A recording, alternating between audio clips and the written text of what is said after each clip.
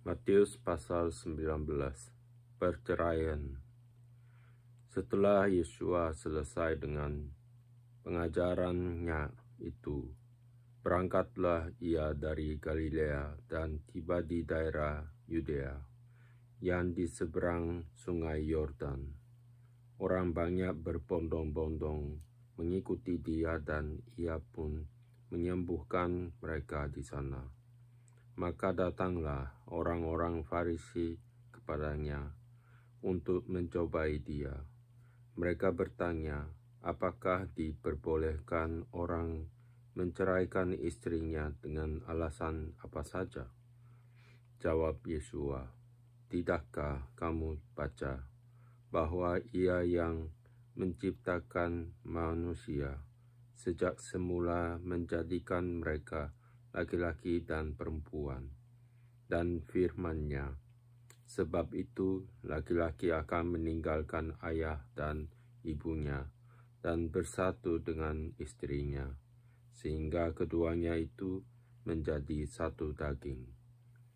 Demikianlah mereka bukan lagi dua, melainkan satu. Karena itu, apa yang telah dipersatukan Allah tidak boleh diceraikan manusia.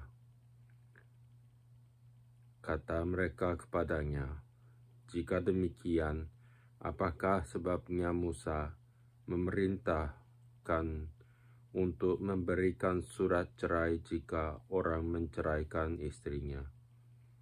Kata Yesua kepada mereka, karena ketegaran hatimu, Musa mengizinkan kamu menceraikan istrimu, tetapi sejak semula tidaklah demikian. Tetapi aku berkata kepadamu, barang siapa menceraikan istrinya, kecuali karena zina, lalu kawin dengan perempuan lain, ia berbuat zina. Murid-murid itu berkata kepadanya, jika demikian, halnya hubungan antara suami dan istri, lebih baik jangan kawin. Akan tetapi ia berkata kepada mereka, tidak semua orang dapat mengerti perkataan itu, hanya mereka yang dikaruniai saja. Ada orang yang tidak dapat kawin karena ia memang lahir demikian dari rahim ibunya, dan ada orang yang dijadikan demikian oleh orang lain, dan ada orang yang membuat dirinya demikian karena kemauannya sendiri, oleh karena kerajaan sorga. Siapa yang dapat mengerti, hendaklah ia mengerti. Yesua memberkati anak-anak. Lalu orang membawa anak-anak kecil kepada Yesua, supaya ia meletakkan tangannya atas mereka dan mendoakan mereka. Akan tetapi murid-muridnya memarahi orang-orang itu. Tetapi Yesua berkata, biarkanlah anak-anak itu, janganlah menghalang-halangi mereka datang kepadaku, sebab orang-orang yang seperti itulah yang mempunyai kerajaan sorga. Lalu ia meletakkan tangannya atas mereka dan kemudian ia berangkat dari situ. Orang muda yang kaya. Ada seorang datang kepada Yesua dan berkata, Guru, perbuatan baik apakah yang harus ku perbuat untuk memperoleh hidup yang kekal? Jawab Yesua, apakah sebabnya engkau bertanya kepadaku tentang apa yang baik? Hanya satu yang baik. Tetapi jikalau engkau ingin masuk ke dalam hidup, turutilah segala perintah Allah. Kata orang itu kepadanya, perintah yang mana?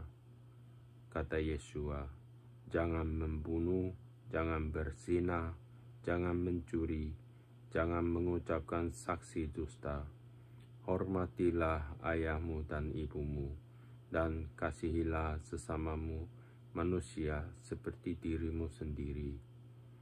Kata orang muda itu kepadanya, semuanya itu telah kuturuti, apalagi yang masih kurang. Kata Yeshua kepadanya, jikalau engkau hendak sempurna, pergilah, juallah segala milikmu dan berikanlah itu kepada orang-orang miskin, maka engkau akan beroleh harta di sorga. Kemudian datanglah kemari dan ikutlah aku. Ketika orang muda itu mendengar perkataan itu, pergilah ia dengan sedih, sebab banyak hartanya. Yeshua berkata kepada murid-muridnya, Aku berkata kepadamu, sesungguhnya sukar sekali bagi seorang kaya untuk masuk ke dalam kerajaan sorga. Sekali lagi aku berkata kepadamu, lebih mudah seekor unta masuk melalui lubang jarum daripada seorang kaya masuk ke dalam kerajaan Allah. Ketika murid-murid mendengar itu, sangat gemparlah mereka dan berkata, jika demikian, siapakah yang dapat diselamatkan? Yeshua memandang mereka dan berkata, bagi manusia hal ini tidak mungkin, tetapi bagi Allah segala sesuatu mungkin. Upah mengikut Yeshua. Lalu Petrus menjawab dan berkata kepada Yeshua, kami ini telah meninggalkan segala sesuatu dan mengikuti Engkau. Jadi apakah yang akan kami peroleh? Kata Yeshua kepada mereka, Aku berkata kepadamu, sesungguhnya pada waktu penciptaan kembali, apabila anak manusia bersemayam di takhta kemuliaannya, kamu yang telah mengikut aku akan duduk juga di atas 12 takhta untuk menghakimi ke-12 suku Israel. Dan setiap orang yang karena namaku meninggalkan rumahnya, saudaranya laki-laki atau saudaranya perempuan, bapa atau ibunya, anak-anak atau ladangnya, akan menerima kembali 100 kali lipat dan akan memperoleh hidup yang kekal. Tetapi banyak orang yang terdahulu akan menjadi yang terakhir, dan yang terakhir akan menjadi yang terdahulu. Pasal 20. Perumpamaan tentang orang upahan di kebun anggur. Adapun hal kerajaan sorga sama seperti seorang tuan rumah yang pagi-pagi benar keluar mencari pekerja-pekerja untuk kebun anggurnya. Setelah ia sepakat dengan pekerja-pekerja itu mengenai upah sedinar sehari, ia menyuruh mereka ke kebun anggurnya. Kira-kira pukul 9 pagi ia keluar pula dan dilihatnya ada lagi orang-orang lain menganggur di pasar. Katanya kepada mereka, pergi jugalah kamu ke kebun anggurku, dan apa yang pantas akan kuberikan kepadamu. Dan mereka pun pergi. Kira-kira pukul 12 dan pukul 3 petang, ia keluar pula dan melakukan sama seperti tadi. Kira-kira pukul 5 petang, ia keluar lagi dan mendapati orang-orang lain pula. Lalu katanya kepada mereka, mengapa kamu menganggur saja di sini sepanjang hari? Kata mereka kepadanya, karena tidak ada orang mengupah kami. Katanya kepada mereka, pergi jugalah kamu ke kebun anggurku. Ketika hari malam, tuan itu berkata kepada mandornya, panggillah pekerja-pekerja itu dan bayarkan upah mereka, mulai dengan mereka yang masuk terakhir hingga mereka yang masuk terdahulu. Maka datanglah mereka yang mulai bekerja kira-kira pukul 5 dan mereka menerima masing-masing 1 dinar. Kemudian datanglah mereka yang masuk terdahulu, sangkanya akan mendapat lebih banyak, tetapi mereka pun menerima masing-masing 1 dinar juga. Ketika mereka menerimanya, mereka bersungut-sungut kepada tuan itu. Katanya, mereka yang masuk terakhir ini hanya bekerja 1 jam dan engkau menyamakan mereka dengan kami yang sehari suntuk bekerja berat dan menanggung panas terik matahari. Tetapi tuan itu menjawab seorang dari mereka, saudara, aku tidak berlaku tidak adil terhadap engkau. Bukankah kita telah sepakat 1 dinar sehari? Ambillah bagianmu dan pergilah. Aku mau memberikan kepada orang yang masuk terakhir ini sama seperti kepadamu. Tidakkah aku bebas mempergunakan milikku menurut kehendak hatiku? Atau iri hatikah engkau karena aku murah hati? Demikianlah orang yang terakhir akan menjadi yang terdahulu, dan yang terdahulu akan menjadi yang terakhir.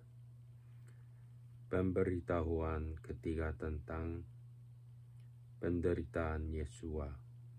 Ketika Yesua akan pergi ke Yerusalem, ia memanggil ke-12 muridnya tersendiri dan berkata kepada mereka di tengah jalan, sekarang kita pergi ke Yerusalem, dan Anak Manusia akan diserahkan kepada imam-imam kepala dan ahli-ahli Taurat, dan mereka akan menjatuhi dia hukuman mati, dan mereka akan menyerahkan dia kepada bangsa-bangsa yang tidak mengenal Allah, supaya ia diolok-olokkan, disesah, dan disalibkan, dan pada hari ketiga ia akan dibangkitkan. Permintaan ibu Yakobus dan Yohanan bukan memerintah, melainkan melayani. Maka datanglah ibu anak-anak Zebedeus serta anak-anaknya itu kepada Yesua, lalu sujud di hadapannya untuk meminta sesuatu kepadanya. Kata Yesua, apa yang kau kehendaki? Jawabnya, berilah perintah supaya kedua anakku ini boleh duduk kelak di dalam kerajaanmu, yang seorang di sebelah kananmu dan yang seorang lagi di sebelah kirimu. Tetapi Yesua menjawab, katanya, kamu tidak tahu apa yang kamu minta. Dapatkah kamu meminum cawan yang harus ku minum? Kata mereka kepadanya, kami dapat. Yesua berkata kepada mereka, cawanku memang akan kamu minum, tetapi hal duduk di sebelah kananku atau di sebelah kiriku, aku tidak berhak memberikannya. Itu akan diberi berikan kepada orang-orang bagi siapa Bapa-Ku telah menyediakannya.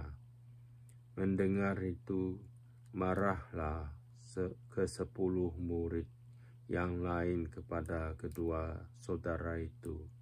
Tetapi Yesua memanggil mereka lalu berkata, "Kamu tahu bahwa pemerintah-pemerintah bangsa-bangsa memerintah rakyatnya dengan tangan besi, dan pembesar-pembesar menjalankan kuasanya dengan keras atas mereka.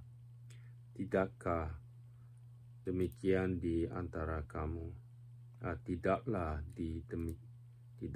demikian di antara kamu. Barang siapa ingin menjadi besar di antara kamu, hendaklah ia menjadi pelayanmu.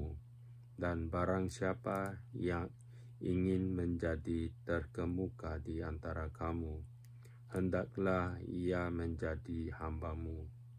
Sama seperti Anak Manusia datang bukan untuk dilayani, melainkan untuk melayani dan untuk memberikan nyawanya menjadi tebusan bagi banyak orang."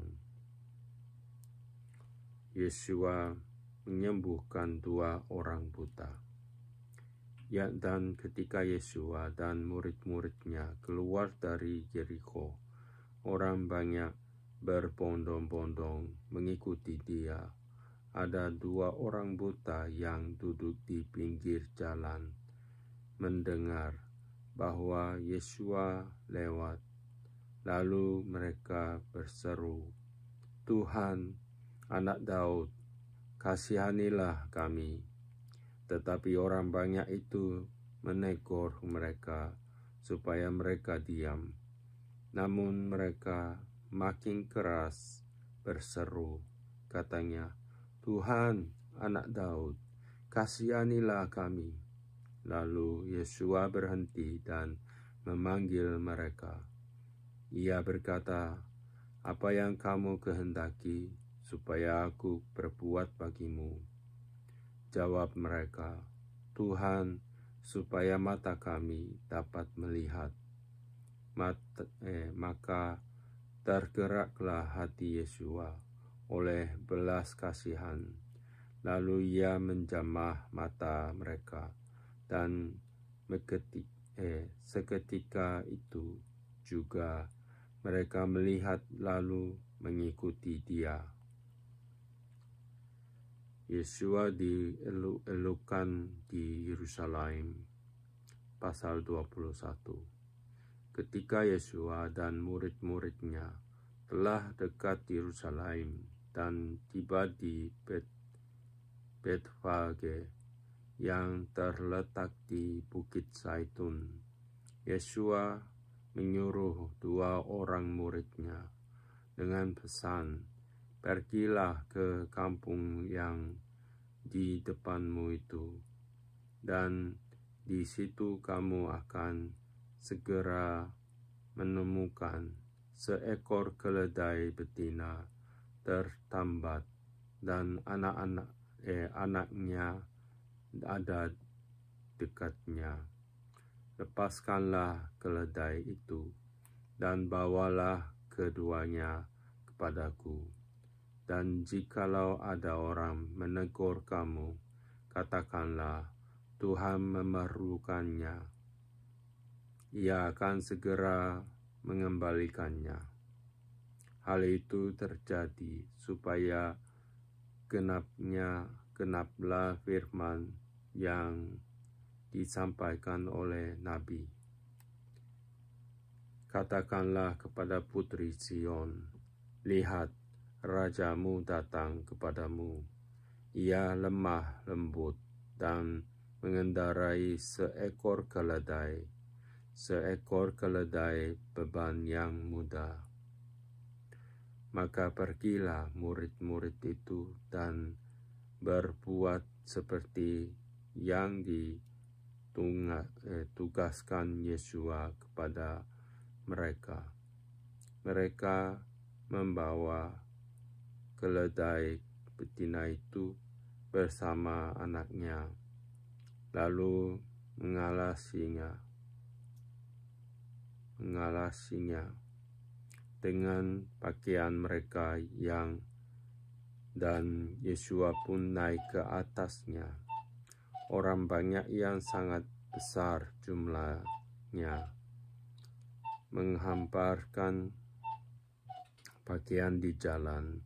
Ada pula yang memotong ranting-ranting dari pohon-pohon dan menyebarkannya di jalan. Dan orang banyak yang berjalan di depan Yesua dan yang mengikutinya dari belakang berseru, katanya, "Hosana bagi anak Daud, diberkatilah dia yang datang dalam nama Tuhan. Hosana di tempat yang maha tinggi." Dan ketika ia masuk ke Yerusalem, gemparlah seluruh kota itu, dan orang berkata, "Siapakah orang ini?" Dan orang banyak itu menyahut,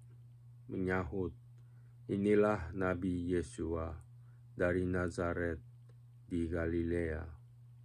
Yesua mencucikan bait Allah. Lalu Yesua masuk ke bait Allah dan mengusir semua orang yang berjual beli di halaman bait Allah. Ia membalikkan meja-meja penukar uang dan bangku-bangku pedagang merpati, dan berkata kepada mereka, "Ada tertulis, rumahku akan disebut rumah doa, tetapi kamu menjadikan sarang penyamun."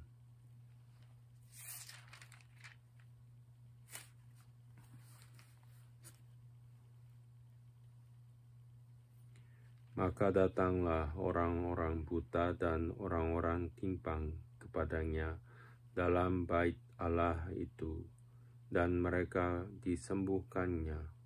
Tetapi ketika imam-imam kepala dan ahli-ahli Taurat melihat mujizat-mujizat yang dibuatnya itu, dan anak-anak yang berseru dalam bait Allah, "Hosana bagi anak Daud," hati mereka sangat jengkel. Lalu mereka berkata kepadanya, Engkau dengar apa yang dikatakan anak-anak ini?" Kata Yesua kepada mereka, "Aku dengar, belum pernahkah kamu baca, dari mulut bayi-bayi dan anak-anak yang menyusu engkau telah menyediakan puji-pujian." Lalu ia meninggalkan mereka dan pergi ke luar kota ke Betania dan bermalam di situ. Yesua mengutuk pohon ara. Pada pagi-pagi hari dalam perjalanannya kembali ke kota, Yesua merasa lapar. Dekat jalan ia melihat pohon ara, lalu pergi ke situ. Tetapi ia tidak mendapat apa-apa pada pohon itu selain daun-daun saja. Katanya kepada pohon itu, "Engkau tidak akan berbuah lagi selama-lamanya. Dan seketika itu juga keringlah pohon ara itu. Melihat kejadian itu, tercenganglah murid-muridnya, lalu berkata, "Bagaimana mungkin pohon ara itu sekonyong-konyong menjadi kering?" Yesus menjawab mereka, "Aku berkata kepadamu, sesungguhnya kamu percaya dan tidak bimbang. Kamu bukan saja akan dapat berbuat apa yang ku perbuat dengan pohon ara itu, tetapi juga jikalau kamu berkata kepada gunung ini, beranjaklah dan tercampaklah ke dalam laut, hal itu akan terjadi, dan apa saja yang kamu minta dalam doa dengan penuh percayaan, kamu akan menerimanya." Pertanyaan mengenai kuasa Yesus. Lalu Yesus masuk ke bait Allah, dan ketika ia mengajar di situ, datanglah imam-imam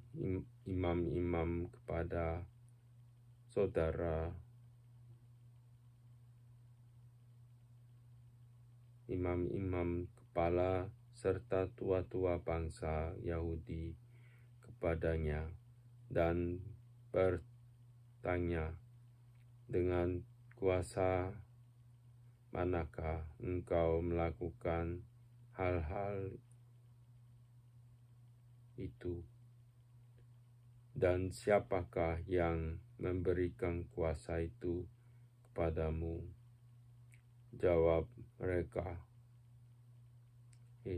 Jawab Yesus kepada mereka, "Aku juga akan mengajukan satu pertanyaan kepadamu, dan jikalau kamu memberi jawaban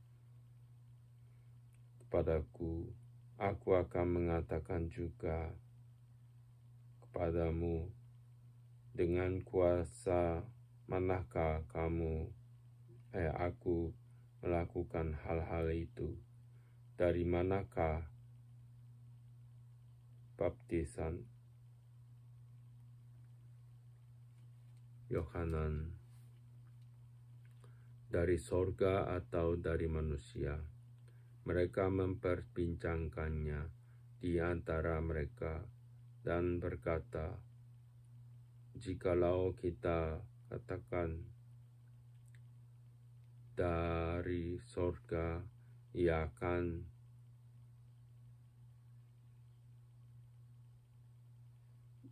akan berkata kepada kita, 'Kalau begitu, mengapakah kamu tidak percaya kepadanya?' Tetapi jikalau kita katakan dari manusia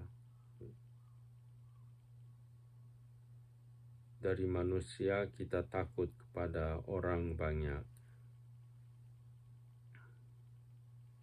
sebab semua orang menganggap Yohanan ini nabi." Lalu mereka menjawab Yesus, "Kami tidak tahu." Dan Yesus pun berkata kepada mereka, "Jika demikian, aku juga tidak mengatakan kepadamu dengan kuasa manakah aku melakukan hal-hal itu. Perumpamaan tentang 2 orang anak. Tetapi apakah pendapatmu tentang ini? Seorang mempunyai 2 anak laki-laki.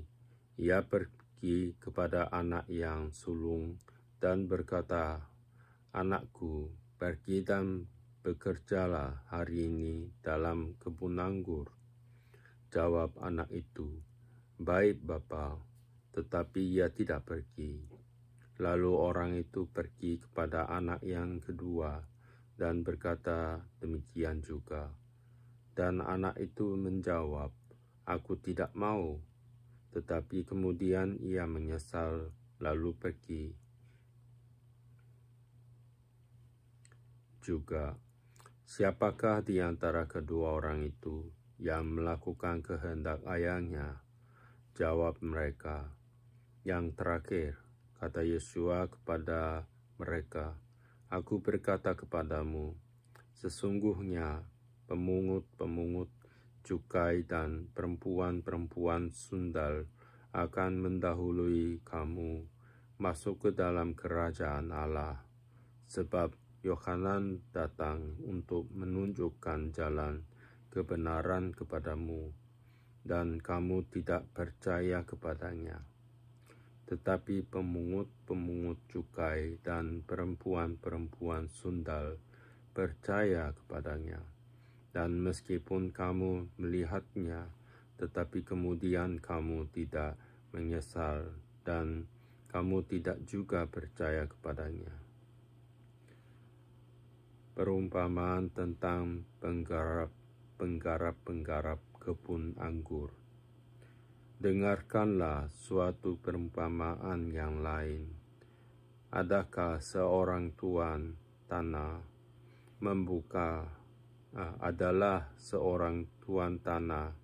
membuka kebun anggur dan menanam pagar sekelilingnya.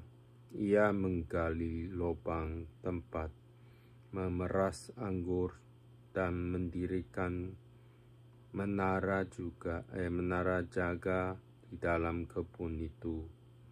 Kemudian ia menyewakan kebun itu kepada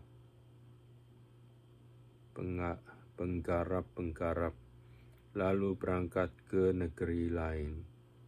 Ketika hampir tiba musim petik, ia menyuruh hamba-hambanya kepada penggarap-penggarap itu untuk menerima hasil yang menjadi bagiannya.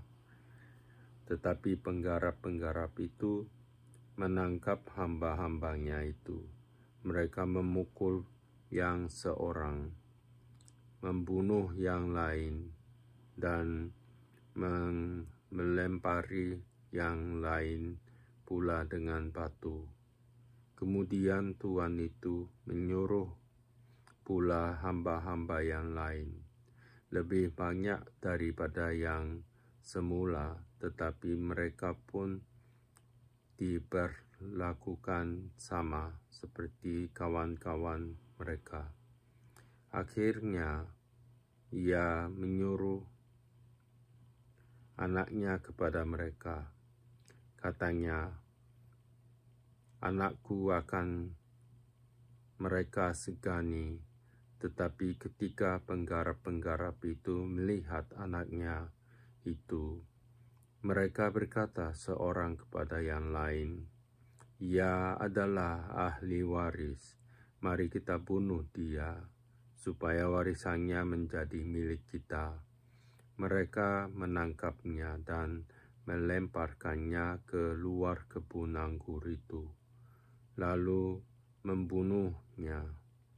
Maka apabila tuan kebun anggur itu datang, apakah yang akan dilakukannya dengan penggarap-penggarap itu? Kata mereka kepadanya, "Ia akan membinasakan orang-orang jahat itu, dan kebun anggurnya akan disewakannya kepada penggarap-penggarap lain yang akan menyerahkan hasilnya kepadanya pada waktunya. Kata Yesua kepada mereka, belum pernahkah kamu baca dalam kitab suci, batu yang dibuang oleh tukang-tukang bangunan telah menjadi batu penjuru. Hal itu terjadi dari pihak Tuhan, suatu perbuatan ajaib di mata kita. Sebab itu, aku berkata kepadamu, bahwa kerajaan Allah akan diambil daripadamu dan akan diberikan kepada suatu bangsa yang akan menghasilkan buah kerajaan itu. Dan barang siapa jatuh ke atas batu itu, ia akan hancur, dan barang siapa ditimpa batu itu, ia akan remuk. Ketika imam-imam kepala dan orang-orang Farisi mendengar perumpamaan Yesua, mereka mengerti bahwa merekalah yang dimaksudkannya, dan mereka berusaha untuk menangkap dia.